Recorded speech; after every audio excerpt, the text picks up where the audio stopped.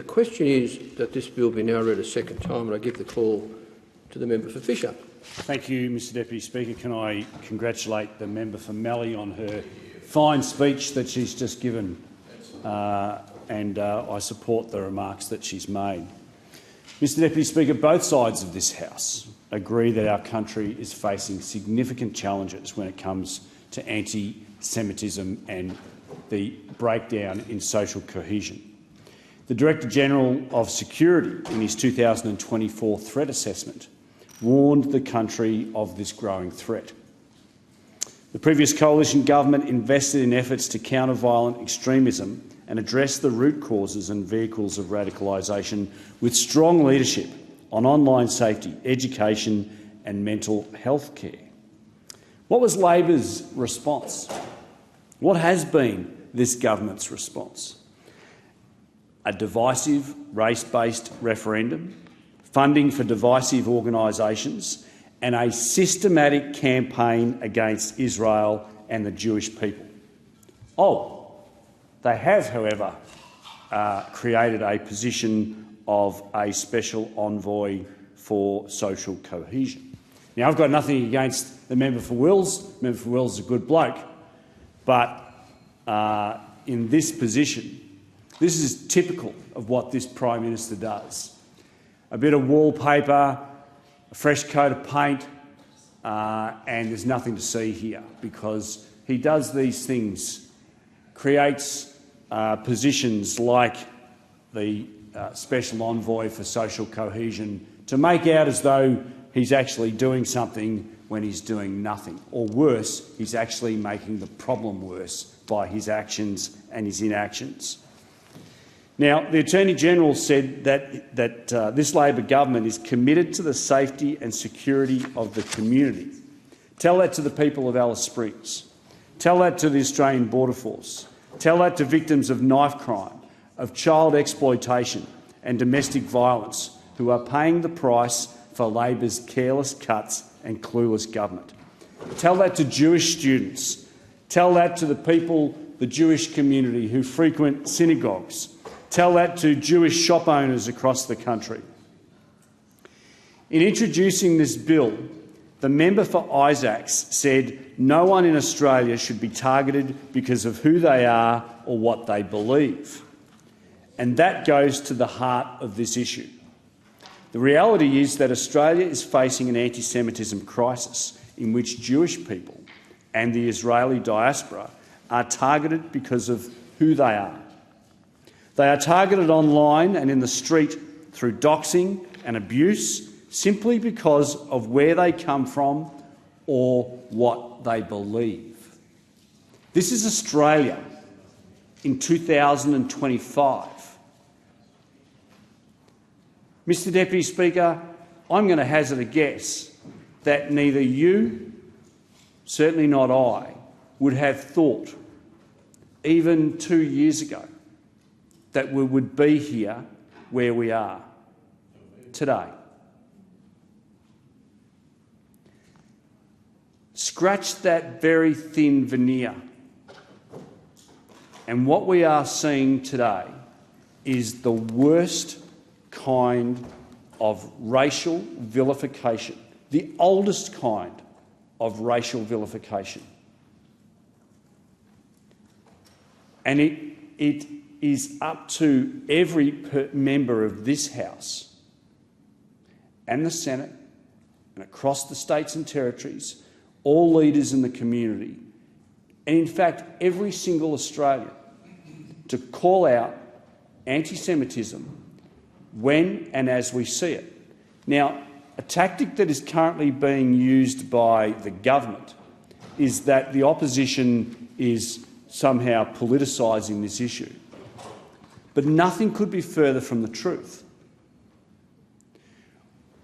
What is an opposition to do when it sees a total, fundamental failure on the part of government in relation to its policies? Should an opposition just say, oh, well, you know, we don't want to politicise this, we don't want to create an issue here, we don't want to draw any attention to the failures of government? No. No. It's up to every single Australian to call out the failures of this government. And they are. This is not a Jewish problem. This is a problem that is impacting upon 27 million Australians. I have a very small Jewish community in my electorate. The Sunshine Coast, whilst the Jewish community is growing, reportedly in the order of around 1,000 people. It's very small. But I am having people, everyday, ordinary Australians, non-Jewish people, coming to me, stopping me in the street and saying, what is happening to Jews in Australia is unforgivable. This is not the Australia that we know and love. The crazies on the left, the crazies on the far left, I should say, the crazies on the far right seem to have created this confluence of unforgivable behaviour. And it is up to every single one, every single Australian to call it out as we see it.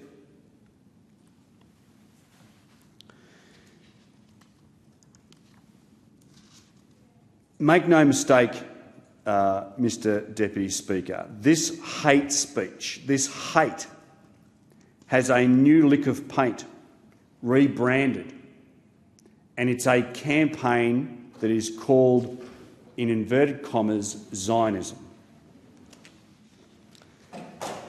But make no mistake, they are the same ancient tropes, lies and attitudes that have been repackaged to attack the Jewish people, as they have for thousands of years. I think we need to be really clear about what Zionism is. It is clarity and definition which this legislation is supposed to provide, after all. Now, UK TV personality and Holocaust educator Rachel Riley put it really well. She said, and I quote, "Zionism is the belief that Jews have the right to self-determination in their own nation-state." She continued, "Anti-Zionism, in its proper definition, says that Jews alone in the world should not have their own nation-state." Let's look at what this anti-Jewish hate, by its many names, has led to in this country since the October 7 attacks. Stores run by Jewish people have been vandalised. Nazi symbols and anti-Semitic vandalism has been spray-painted and carved into public spaces, including in Sippy Downs. And Batinia, in my own community, right at the very outside concrete of my office. Violent protests have spread from national monuments to regional towns, replete with terrorist slogans, the flags of hate groups and the portraits of dictators. School students, university students and academics have been targeted through protests, encampments, discrimination and hate-filled conferences, including at local schools and my own alma mater at QUT. Now, I recently called on the Education Minister to stop funding QUT until an investigation was done on their actions in the most heinous conference that was supposed to have been one driving social cohesion. Absolutely disgraceful. Not only are the people that ran and spoke at that conference, not only should they be condemned, but the leadership of QUT, where I did my law degree, they should be condemned. This government needs to muscle up and put its money where its mouth is and start taking action against organisations that drive anti-Semitism, like the Queensland University of Technology. Last year we saw the Adass Israel synagogue firebombed in Melbourne in scenes that were reminiscent of the Kristallnacht in November 1938. This year, unforgivably, a childcare centre in Sydney near a Jewish school and synagogue was torched. Now, that childcare centre was not a Jewish-run childcare centre. It just happened to be near a synagogue and a Jewish school. And thanks to the efforts of law enforcement and intelligence agencies, a catastrophic terror attack was prevented in Sydney last week. That potential terrorist attack, or that had the potential to be the worst domestic terrorism event in Australian history, reportedly with enough explosives to have had a 40-metre blast zone, almost the length of a 50-metre Olympic swimming pool. Inside that caravan was a list of Jewish synagogues and Jewish sites.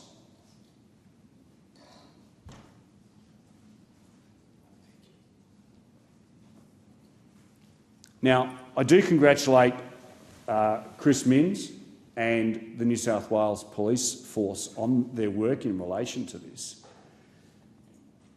But the leadership of our political leadership and our senior police and law enforcement agencies' leadership has been left wanting. And it has been left wanting since October 9, when we saw those disgraceful scenes on the steps of Sydney Opera House that were left unchecked. And when these things get left unchecked, it becomes a progressive series of events where people think that they can get away with something and they'll keep pushing the envelope, pushing, until we start to see the firebombing of synagogues and childcare centres. There is a very real risk that someone will be killed as a result of these appalling anti-Semitic actions. And it's all very well and good for the Prime Minister to make mealy-mouthed comments. But what we have seen is a systemic attack on Israel and the Jewish people, which has fuelled this anti-Semitism in Australia. The government can't have it both ways. The Prime Minister can't stand up and say, oh, he's doing all these wonderful things, and then lead the charge in the United Nations against Israel. That is unacceptable. Israel is our ally. It is the only democracy in the Middle East. And Australia, the Australian government, has abandoned Israel. We are seeing insidious neo-Nazi extremism moving from the dark recesses of the internet onto regularly used apps and web platforms, and indeed now onto our streets. I think above all things, this is a crisis in leadership from a government which has systematically, as I said, campaigned against Israel and the Jewish people. Alongside the Leader of the Opposition, the Shadow Foreign Minister and my good friend, the Member for Barara, I outlined yesterday many of Labor's failures. But I note that in his second reading speech, the Attorney-General only references anti-Semitism once, and only in tandem with Islamophobia. For many months, Labor ministers have proven incapable of acknowledging the scourge of domestic anti-Semitism without mentioning Islamophobia, as if one somehow offsets the other. Yes, people of all faiths are contending with a rise in extremism. The Islamic community, the Christian community, Hindus, Sikh, minority faith groups are all paying the price for Labor's social cohesion crisis. This legislation is an important step forward, but it is too little too late. That should be the slogan of Labor's approach in office. Too little, too late. Has expired. And I thank the member for Fisher. Authorised by Andrew Wallace, LNP, Boccarina, Queensland.